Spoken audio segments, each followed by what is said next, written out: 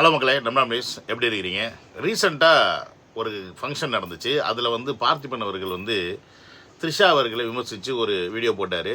அதுக்கு பதிலுக்கு த்ரிஷா அவர்களும் கடுமையாக ஒரு ட்வீட் போட்டாங்க. அதுக்கு பதிலுக்கு திருப்பியும் ஒரு ஒரு விளக்க வீடியோ ஒன்று பார்த்திபன் போட்டார். இதெல்லாம் பார்த்துட்டு நம்ம ஒரு வீடியோ போட்டோம். அதுக்கப்புறம் சமுத்திரக்கனி ஒரு வீடியோ சமுத்திரக்கனியை பேஸ் பண்ணி ஒரு வீடியோ போட்டோம். ஸோ எல்லோரும் சேர்ந்து கூட்டு களவாணித்தனம் பண்ணுறாங்க, மொத்தமாக தளபதிக்கு அகென்ஸ்டாக இருக்கிறாங்க அப்படின்ற மாதிரி தான் வீடியோ போட்டோம். இருந்தாலும் அதில் ஒரு சில பேர் வந்து கமெண்டில் இல்லை உண்மையாலுமே பார்த்திபன் அவர்கள்லாம் வந்து தளபதி மேலே அக்கறையாக தான் இருந்தார், சமுத்திரக்கனி அக்கறையாக தான் இருந்தார், அந்த ஆதங்கத்தில் தான் அவங்க பேசியிருக்க மாதிரி இப்பயும் தெரியுது அப்படின்னு சில பேர்லாம் சொல்லியிருந்தாங்க. ஆனால் இந்த வீடியோவில் அது முழுக்க முழுக்க பொய். 100% பியூர் வன்மமாக இருக்கலாம், இல்லைன்னா திமுகவோட கொத்தடிமையாக இவங்க மாறிட்டாங்க அப்படின்றதுக்கு ஒரு முழு ஆதாரத்தோடு இந்த வீடியோ இருக்க போது. இந்த வீடியோ கடைசி வரைக்கும் வாட்ச் பண்ணிங்கன்னா நான் என்ன சொல்கிறேன் அப்படின்றது உங்களுக்கு கிளியராக புரியும். என்னோடய சேனலுக்கு யாராவது ஃபஸ்ட் டைம் வரீங்கன்னா சப்ஸ்கிரைப் பண்ணிவிட்டு பெல் பண்ண சொல்லி ஷேர் பண்ணுங்கள். மறக்காமல் உங்கள் கமெண்ட்ஸை செக்ஷனில் போட்டுட்டு லைக்கும் ஹைப்பும் பண்ணிங்கன்னா வீடியோ எல்லாருக்கும் போவோம். வாட்ஸ்அப் குரூப்பில் சேர்னா லிங்க் டிஸ்கிரிப்ஷனில் இருக்குது, அதையும் கிளிக் பண்ணி வந்து ஜாயின் பண்ணிக்கிங்க.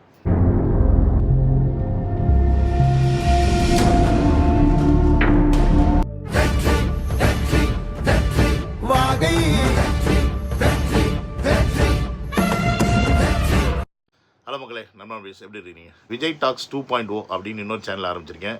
அதில் அப்படி நான் என்ன பண்ண போகிறேன் அப்படின்னு உங்களாம் தெரிஞ்சுக்கணுமா? நீங்கள் பண்ண வேண்டியது ரொம்ப சிம்பிள். லிங்க் வந்து டிஸ்கிரிப்ஷனில் கொடுத்துருக்கேன்.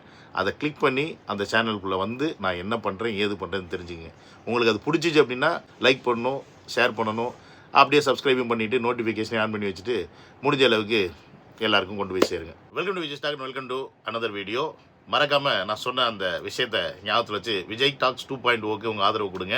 இப்போ முதல்ல பார்த்திபன் அவர்கள் இங்கே பேசினது ஸ்கிரிப்டடா இல்லை நான் ஸ்கிரிப்டடா, இல்லை அவர் சொன்ன மாதிரி எதேச்சும் அப்படியே பேசினதா அப்படின்றத அவரே சொல்லுவார் பாருங்க. இவ்வளோ பாதிப்புக்கும் காரணமான ஒரு நிகழ்ச்சி, அந்த நிகழ்ச்சியில் இந்த பெண்மணி கலந்துக்காமல் இருந்திருக்கலாம் அப்படிங்கிறது என்னுடைய அடிமனசில் இருந்தது. பட் அதை நான் சொல்கிறதுக்காக அந்த மேடைக்கு போகல.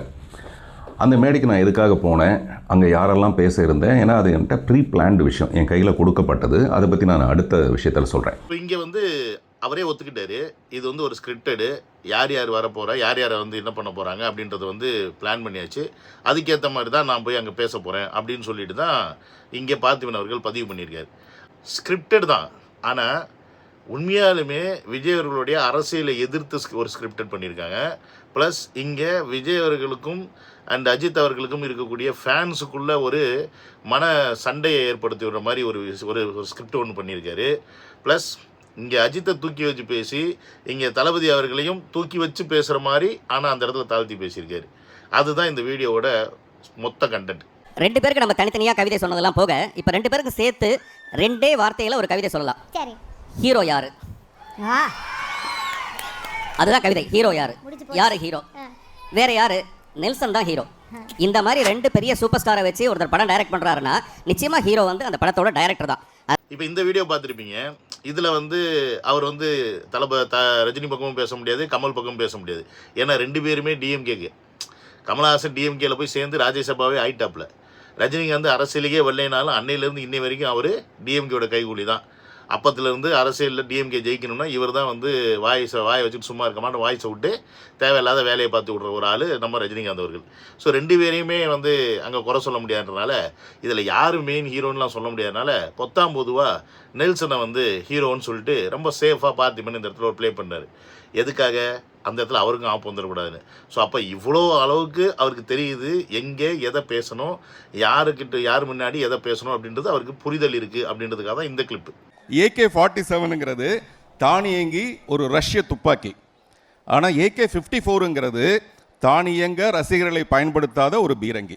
என்ன சொன்னாங்க கேட்டிங்கன்னா, AK-57 அப்படின்றவர் வந்து அவருடைய வெற்றிக்கோ இல்லை அவருடைய வாழ்க்கைக்கோ எந்த இடத்துலையுமே தன்னுடைய ரசிகர்களை யூஸ் பண்ணாத ஒரு நல்ல மனிதர் அப்படின்ற ஒரு விஷயத்தை இந்த இடத்துல பதிவு பண்ணுறார்.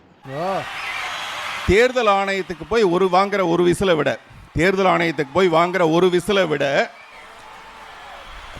தேர்ந்த தன்னுடைய ரசிகர்கள் அடித்து கிழிக்கிற விசில்கள் இருக்குல்ல, அது கோடான கோடி. புரியுதா? தேர்தல் ஆணையத்துக்கு போய் அவர் ஒரு விசில் வாங்குறதுலாம் அவர் தேவையில்லைப்பா. அவருக்கு இருக்குப்பா, கோடானு கோடி விசில் அடிக்கிற பசங்க இருக்கிறாங்க. அதனால் அவருக்கு வந்து இந்த தேர்தலை பற்றி கவலை என்ன, மக்களோட நலனை பற்றி கவலை என்ன, அவர் என்ன ஒரு விரல் புரட்சியாக வந்து பண்ண போகிறாரு அவர் உண்டு, அவர் தான் உண்டு, தான் குடும்பம் உண்டு, பணம் சம்பாதிச்சோம், தான் வேலை உண்டுன்னு இருக்கிறாரு. எல்லாரும் அவரை மாதிரி இருங்க. ஏன் தேவையில்லாமல் வந்து அரசியலில் வந்து நின்று எங்கள் உசுரை போட்டு வாங்குறீங்க அப்படின்னு எவனோ ஒருத்தன் சொன்னது. யார்? திமுக சொன்னதை, திமுக அங்கே ஒரு மண்டையில் புகுத்தியதை இங்கே வந்து ஒப்பிச்சிட்டு இருக்காரு இளைஞர்கள் முன்னாடி. ஸோ நீங்கள் வந்து அஜித்தை ஃபாலோ பண்ணுங்க அப்படின்ற ஒரு விஷயத்தை இங்கே சொல்கிறாரு. ஆனால் யாரை ஃபாலோ பண்ணாதீங்க அப்படின்ற இன்னொரு விஷயத்தையும் சொல்லுவார். அதை கொஞ்சம் பாருங்கள். ஆக்சுவலாக இவருடைய ஃபோட்டோவை போட்டால் இவங்க கைத்தட்டி விசில் அடிக்கிறதுக்குள்ளே நான் வெளியில் போய் ஒரு டீ சாப்பிட்டுட்டு வந்துடலாம். இதை பார்த்தோன்னே நமக்கு என்ன தோணும்? கரெக்டாக தானேப்பா பேசுகிறாரு. தளபதி ஒரு இடத்துல காமிச்சாவே போதும், அங்கே பசங்க இப்போ ஆர்ப்பரிக்கிற அந்த ஆர்ப்பரிப்பாக இருக்கட்டும், கை தட்டுறதா இருக்கட்டும், சத்தம் காதை கிழிக்கிறதா இருக்கட்டும், 2 நிமிஷம் 3 நிமிஷம் அந்த இடத்துல யாரையுமே பேச விடாமல் இவங்க ஆர்ப்பரிக்கிற அந்த ஆர்ப்பரிப்பில் பார்த்திபன் சொன்ன மாதிரி தளபதியை காமிச்சா அவர் போய் டீ சாப்பிட்டு வர்ற வரைக்கும் அந்த சத்தம் அடங்காது அப்படின்றது தான் உண்மை. இது நமக்கு பாராட்டு, பயங்கரமான பாராட்டு. தளபதியை செம்மையாக பாராட்டி பேசியிருக்காரு. ஆனால் அப்படியே அடுத்து பாருங்க. இப்போ அவரை பற்றி தான் பேச போகிறேன், அதனால் கொஞ்சம் அமைதியாக கேளுங்க. அவருக்கான வரவேற்பு ரொம்ப பெருசு, ஆனால் வரவேற்புக்கு அவர் போனார்னா அங்கே பரபரப்பு ரொம்ப பெருசு. இதுதான் வஞ்ச புகழ்ச்சி அணி. எனது வஞ்ச புகழ்ச்சி அணி. வரவேற்புக்கு அவர் போனார்னா அங்கே வரவேற்பு ரொம்ப பெருசாக. இதை எதை சொல்கிறாரு, எங்கே சொல்கிறாரு, யார் கூட கனெக்ட் பண்ணுறாரு அப்படின்றத நீங்களே புரிஞ்சுக்கிங்க. இப்போ இவ்வளோத்தையும் நீங்கள் உங்களுக்கு கேட்டுட்டு கூட அப்படி ஒன்றும் பெரிய நெகட்டிவாக சொல்லலையே. அங்கே போனது, அவர் போனனால தானே நியூஸ் பெருசாச்சு, அதை வச்சு தானே இவர் பேசுகிறாரு அப்படின்னு சொல்லி நீங்கள் சொல்லலாம், அப்படின்னு சொல்லி நீங்கள் நினைக்கலாம். ஆனால் இங்கே ஒரு மேட்ரு, இங்கே அஜித் அவர்கள் கூட ஒரு கம்பேரிசன் இங்கே பண்ணார் பார்த்தீங்களா? அஜித்துக்கு அவர்களுக்கு கொடுத்த அந்த என்ன சொல்கிறது ஹைப்புக்கும் தளபதி அவர்களுக்கு கொடுத்த ஹைப்புக்கும் ஒரு வித்தியாசத்தை நான் இங்கே திருப்பி சொல்கிறேன். ஆனால் AK-54ங்கிறது தானியங்க ரசிகர்களை பயன்படுத்தாத ஒரு பீரங்கி.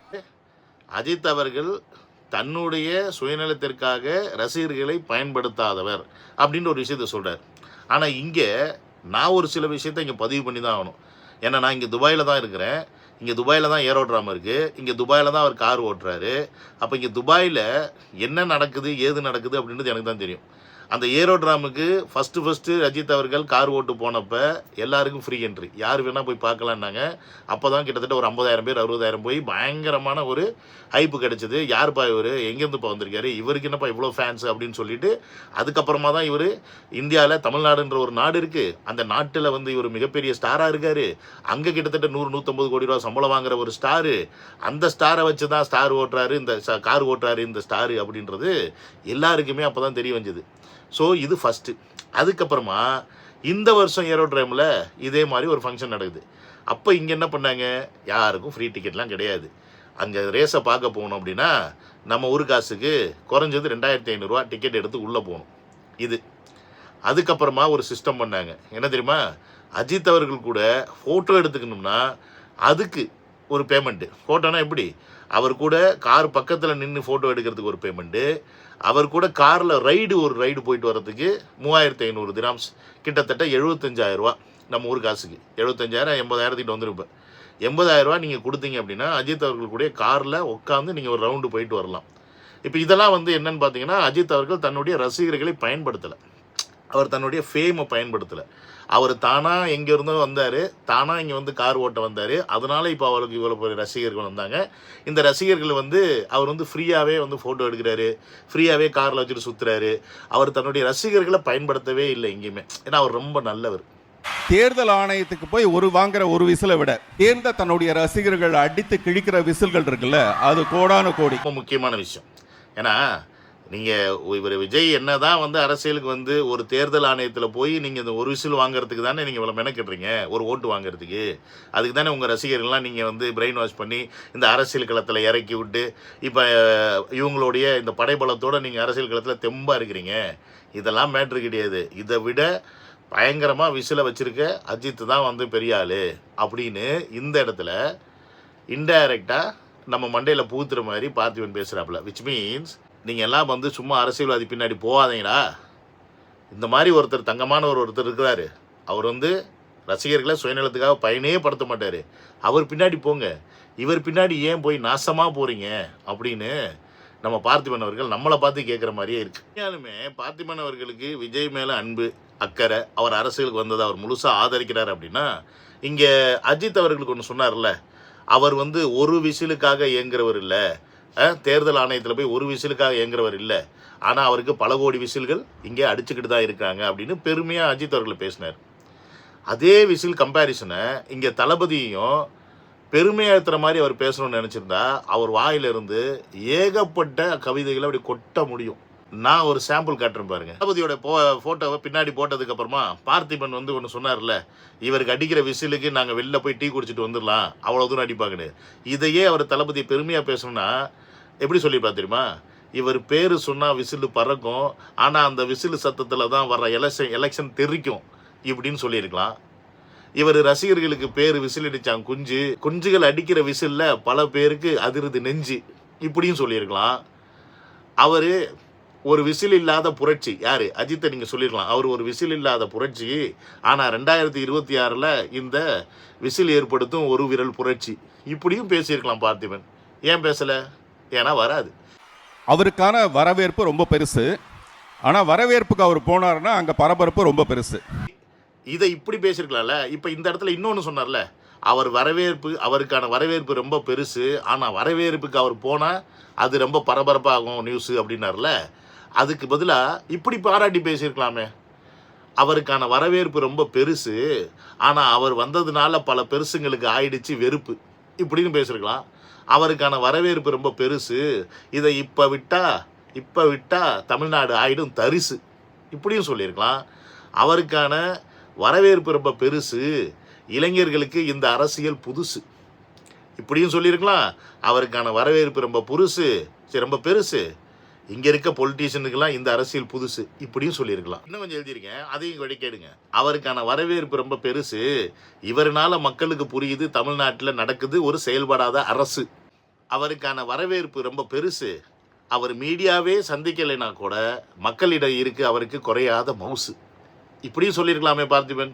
அவருக்கான வரவேற்பு ரொம்ப பெருசு, தமிழ்நாட்டில் வரப்போகிற எலெக்ஷனுக்கு ஏறுது மவுசு அப்படின்னு சொல்லிடலாம். அவருக்கான வரவேற்பு ரொம்ப பெருசு, இவர் எதிர்க்க முடியாமல் திணறுது தமிழக அரசு. அவருக்கான வரவேற்பு ரொம்ப பெருசு, அது திராவிட கட்சிக்கு வயிற்றுல புளியை கரைக்கிறது நான் பார்க்கறது ரொம்ப ரொம்ப புதுசு இப்படிலாம் கூட பார்த்திபன் அவர்கள் வந்து தளபதியை இந்த வரவேற்பு கூட கம்பேர் பண்ணி பெருமையாக பேசியிருந்துருக்கலாம். எனக்கே இவ்வளோ வருது, அப்போ பார்த்திபனுக்கு எவ்வளோ வரும், இன்னும் எவ்வளோ எழுதலாம். இதெல்லாம் ஏன் வரல பார்த்திபன் அவர்கள் வாயில? இதை விட்டுவிட்டு வரவேற்புக்கு அவர் வந்தால் அந்த வரவேற்பை ஏன் பார்த்திபன் அவர்களை இங்கே வந்து கம்பேர் பண்ணணும்? அங்கே கம்பேர் பண்ணி அவரை மட்டும் தட்டி இங்கே இவர் அவருடைய பேஷனை நோக்கி வந்து அதற்கான தேவை ரெவன்யூ நான் ஒத்துக்கிறேன். அவர் ஃபேன்ஸுக்கிட்ட காசு வாங்குறாரு, வண்டியில் காசு வாங்குறாரு, அதெல்லாம் அவருடைய தொழில். அது இங்கே வந்து கார் ரேஸ் பண்ணுறது வந்து இந்தியாவுக்கு பேர் வாங்கி கொடுக்கறது மட்டும் கிடையாது, அது அவருடைய பேஷன் ப்ளஸ் அவருக்கான தொழில். இங்கே அது அஜித் அவர்களுக்கான தொழில். அதுக்காக அவர் அந்த கார் ரேஸ் நடத்திக்கிட்டு இருக்காரு, அதுக்காக ஸ்பான்சர் தேடுறாரு, அதுக்காக ரெவன்யூ தேடிக்கிட்டு இருக்காரு. இதெல்லாம் எங்கேருந்து வந்துச்சு? யாருக்கிட்ட இருந்து வருது?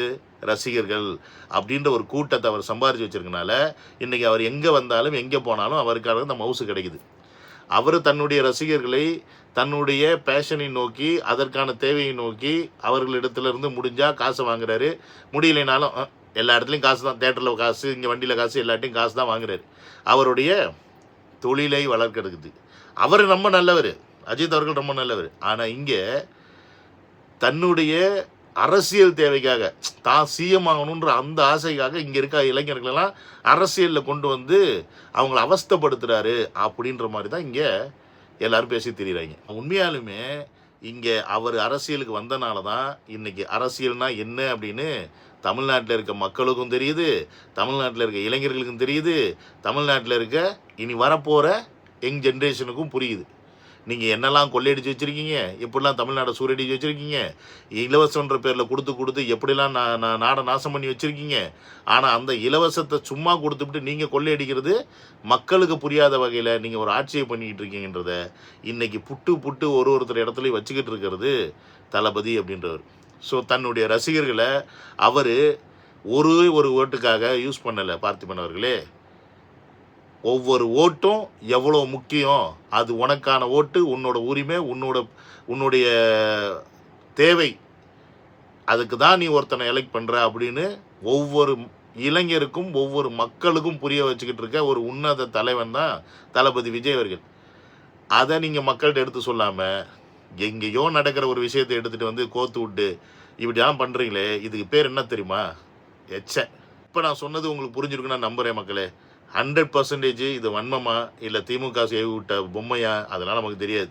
ஆனால் நல்லா ஒன்று மட்டும் தெரிஞ்சுக்கிங்க, ஒரே ஒரு விரல் தான், ஒரே ஒரு புரட்சி தான், ஒரே ஒரு எலெக்ஷன் தான். இந்த எலெக்ஷனை விட்டீங்க முடிஞ்சிச்சு.